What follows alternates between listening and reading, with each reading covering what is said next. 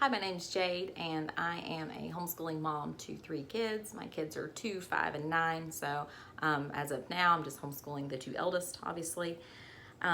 We've been homeschooling for 5 years. We're finishing up the end of our 5th year now. This video is not meant to say that you should homeschool. I know it says, yes, you can homeschool. This is not meant to say that this is the only way or the best way. I think there's a lot of dividing factors in parenthood, and schooling is no different, where some people really get on this idea of my way is the best way as far as education goes. And I'm definitely not saying that everyone should homeschool or it's the only way to do it, the best way to do it, or anything like that. The people that I'm talking to are anyone who has been considering homeschooling and maybe feels a little uneasy about it, if they're questioning their ability to actually do it.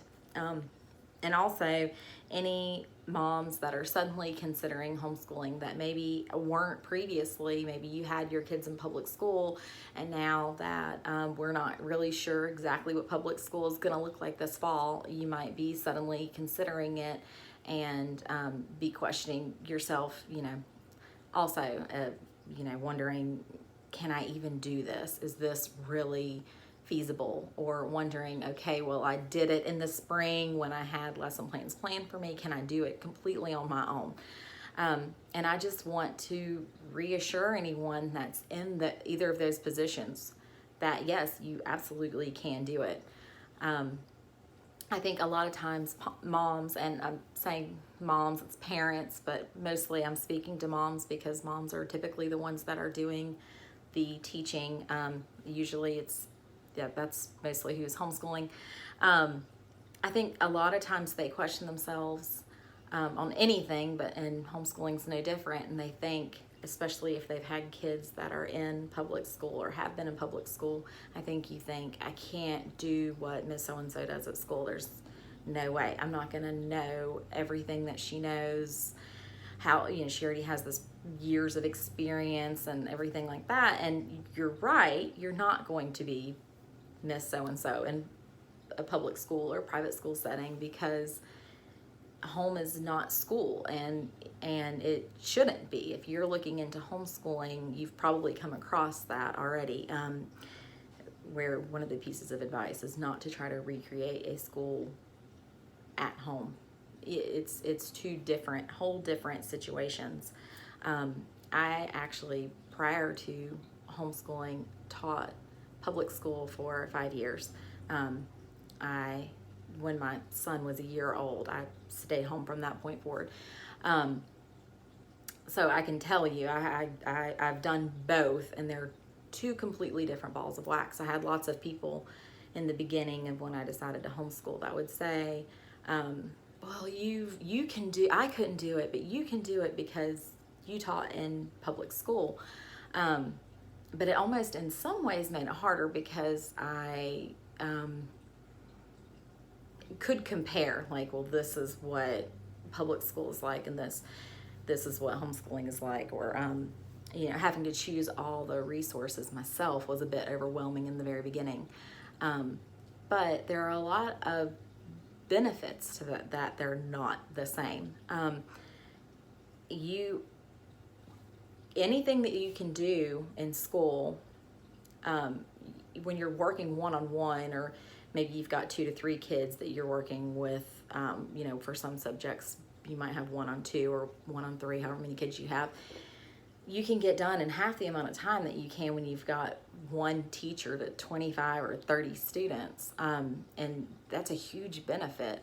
I think sometimes parents that are new to homeschooling or are considering it, I think they get hung up on how long a school day is. You think, my kid's at school from 8 to 3. What am I supposed to do for that amount of time? Or my kid's is not sitting still for me for that amount of time. I can tell you right now, your kid's not going to sit from 8 to 3 at home and it shouldn't last that long. But in public school, that's not really the amount of time that they actually are teaching, and I can tell you from being a former teacher in a public school setting, you have to account for breakfast, lunch, walking back and forth to everything, to specials, to recess, having recess, coming in and getting going to the bathroom, getting water, going to assemblies, having kids pulled for different resource rooms, and all those things. On paper, you have maybe 4 hours to teach your subjects. And in reality, it's even shorter some days if it's a day where there's an assembly or there's all kinds of, things unexpected that come up that end up taking more time out of your day. So if a teacher can complete all the subjects in 4 hours, then one-on-one with a kid at home, you can probably do it in 2. And if you've got a really young kid, maybe even less than that. So don't get hung up thinking about the time that it takes. Don't think I can't do that from 8 to 3 every day. You won't be. If you're if you're working one-on-one and you're focused, it's not going to take you 4, 5, 6 hours a day. The other thing that's different than public school and a benefit is that you get to decide what you want to teach. You get to decide what curriculums you want to use. You get to decide when to back off a subject or, back off a little bit. It seems like too much. Or you get to decide when to push and challenge your kid, because if you're working side by side, one-on-one, you get to know exactly where your kid is. You know exactly what they know and what they don't. It's not the same as in a public school setting where 1 to 25 kids, 1 to 30 kids, yes, the teacher does know where the students are, but it's not in the same way that if you're working one-on-one sitting. And I'm saying that as a public school teacher. I knew where my kids were for sure. I knew which kids needed help. I knew which kids, weren't doing well on a particular skill based on how they were doing on their test. But it's not the same as an intimate one-on-one situation where you can really, sit down with them every single day and okay, my kid needs major help with their multiplication facts. They do not have them down. We're just going to stay put right here until they get them all. So you're right if you're thinking, I can't recreate what they have at school in my home. No, you can't, and you shouldn't. You shouldn't try to, because you might be able to create something that works better for your family than public school has been or would work for your family. And you just have to, jump in there and try it and see. There are so many resources available. There's a ton of curriculum, which can be definitely overwhelming. But I would say if you are thinking about homeschooling, you can do it. There is a curriculum out there that you will like. And I'm going to do some other videos on some of my curriculum choices. I definitely don't think this is the best one. Everyone should use it. It depends on your kids, your family, it depends on a lot of things. But I do plan on showing some resources that we've used, some curriculums that we've used, ones that have worked, ones that haven't worked. I plan on doing some of those in the future because I think that it's helpful to see what's worked and what hasn't worked for other people. We're really fortunate, I think, that we have the internet, that we have social media to help with homeschooling, because there's so many Facebook groups, and one specific to different curriculums or different styles of teaching. And so if you're thinking about it, you don't have to think of it that you are going at it alone and having to figure everything out completely on your own. You are not. There's so many groups of people that are very experienced. You can go in there and say, this is the problem my kid is having. Do you have any suggestions? And right at your fingertips, you're going to get so many, people responding and offering suggestions. Or you can go in there and say, we're doing a unit on the human body, and what are some human body books that you've used? and you're going to get so many responses. So that's one thing that I can't even imagine homeschooling in a time when that wasn't at your fingertips, when you had to actually physically go into a library, into a bookstore, and look at all of the curriculum and resources and books and games and everything, and just figure it out for yourself. It would be so hard. So you have a major benefit of that it's right at your fingertips, that you can ask for help and get it instantly. I mean, instantly someone's going to respond, and it's a very helpful community as far as being able to offer suggestions for things that will work or have worked for them.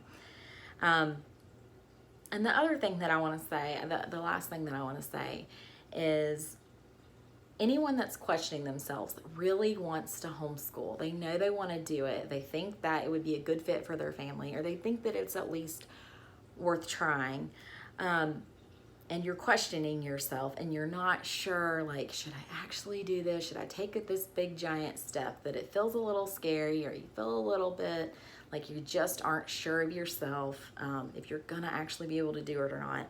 The biggest thing that I want to say to you is, just think of everything that you taught your child.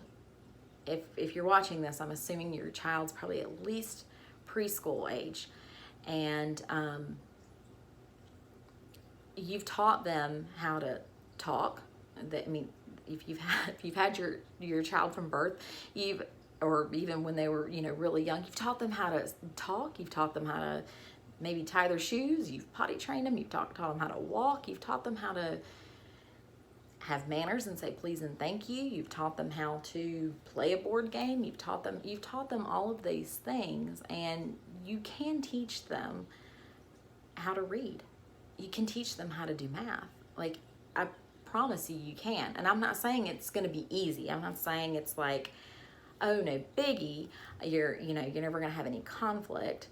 There won't ever be any tears. I'm not saying that. But what I'm saying is, you absolutely can do it. And a long time ago, the only options for school for a lot of families were just to learn at home. And most families didn't have the money to send their kids to school back when before there was public school. And people learned to read and write and do math. They did. And you do have the ability to do it. You have resources at your fingertips, and you absolutely can do it if you really have the desire to. If you feel like it's been put on your heart to do that, just don't. You have to have a little bit of faith in yourself, and believe that that you can do it. And also, it's a very rewarding experience to be the one that's sitting next to your kid and teaching them to read.